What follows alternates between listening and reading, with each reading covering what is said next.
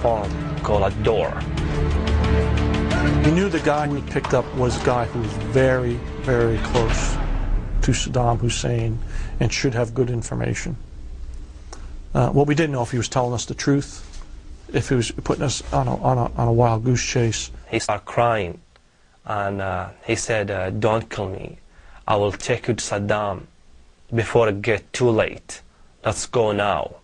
I guess I would say I took the information. We took it very seriously, obviously, when we executed the mission. But if you told me I thought we were going to capture Saddam Hussein that specific night, I would have told you 50-50 chance. The first stage in Operation Red Dawn begins.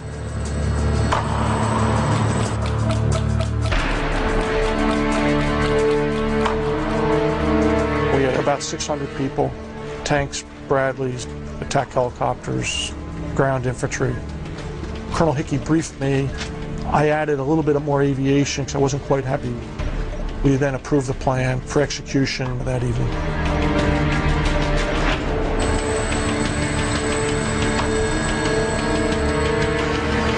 Farmland and orchards just north of Ad-Dor are sealed off in a huge and well-rehearsed military maneuver. No one will be able to move in or out of a wide perimeter. We had tanks and helicopters and forces that are ready to fight. I think they thought it's going to be a battle. It was a lot of forces, a lot of forces. We cordoned off about a 2-kilometer by 4-kilometer area, and then we made sure we had supporting aircraft, which in this case was attack helicopters, to also make sure we'd have good eyes if somebody was trying to break out of the cordon. Inside the cordon are the targets, the 2 farmhouses known as Wolverines 1 and 2. The 4th Infantry Division is expecting to encounter fierce resistance from well-organized Saddam loyalists.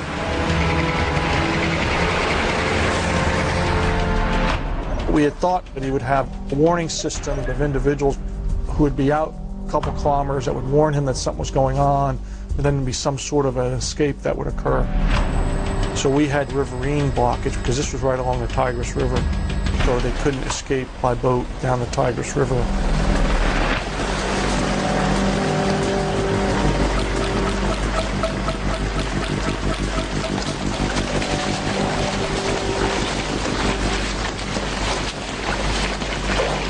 Lieutenant Colonel Steve Russell is in charge of blocking any escape along the River Tigris, which runs close to the 2 farmhouses. I was told to have all of my forces ready for action. And when the raid actually did go down, we had a blocking position just opposite the Tigris River. As well as the huge advantages of night vision, the entire outer cordon is visible only to the Americans, using a sophisticated digital tracking system which plots all of their positions.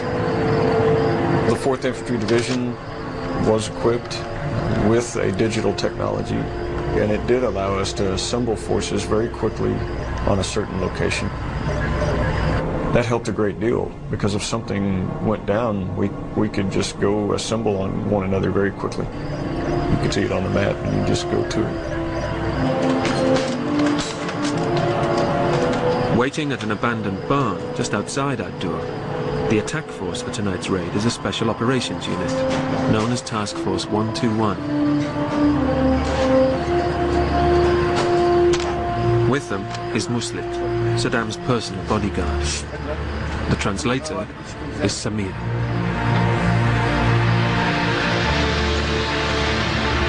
He is now just a few kilometers from his tormentor of 12 years ago.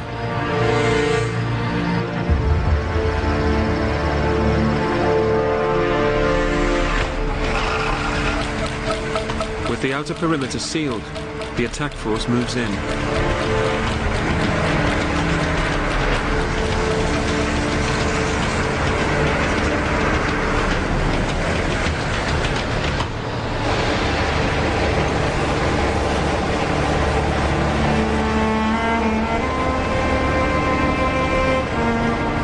When you think about Saddam Hussein, the dictator, the killer, the criminal, the man who ruined his country for 35 years, I lived my life in Iraq for 20 years, and I know what happened to my country, what happened to my own people, for the family I lost, for the friend, for the neighbors being executed during Saddam's regime.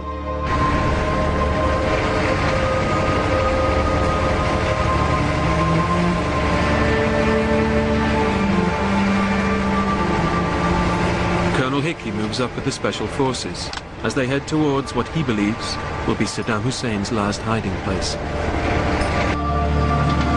That particular evening, we had as good a chance as we ever had, if not better.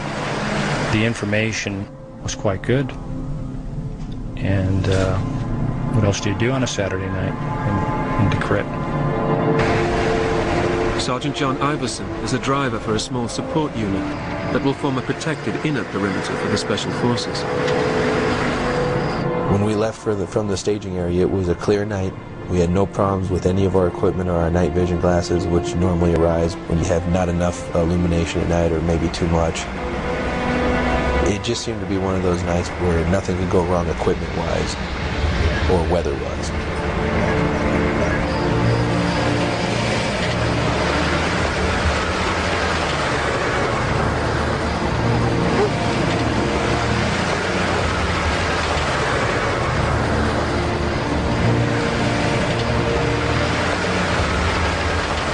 What happened is I was first vehicle behind the Special Forces Operations Group. Our instructions were simple. We were to follow them. They will move into a location. When they move into a location, we will set our perimeter. At that point, all the other vehicles in our convoy behind us went and set in their positions.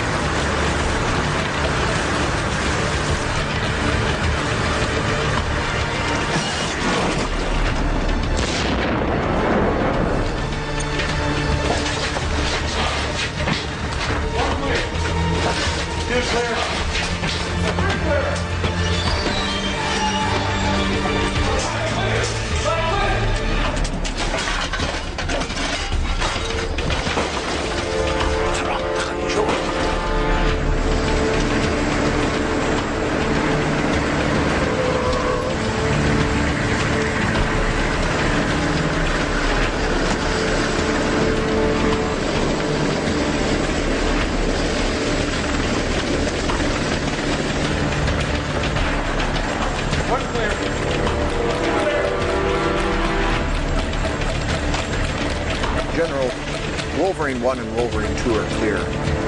No sign of HVT 1. Yeah, we got one more place to check out. When I got a call from Colonel Hickey, and he told me, we've finished Wolverine 1, Wolverine 2, and we haven't found anything. Now time had elapsed. It gave people time to move around, to maybe understand we were out there. My thought that we were going to get them that evening did diminish quite a bit. Next to the Tigris River, and midway between Wolverines 1 and 2, is a desolate farm building, barely fit for human habitation.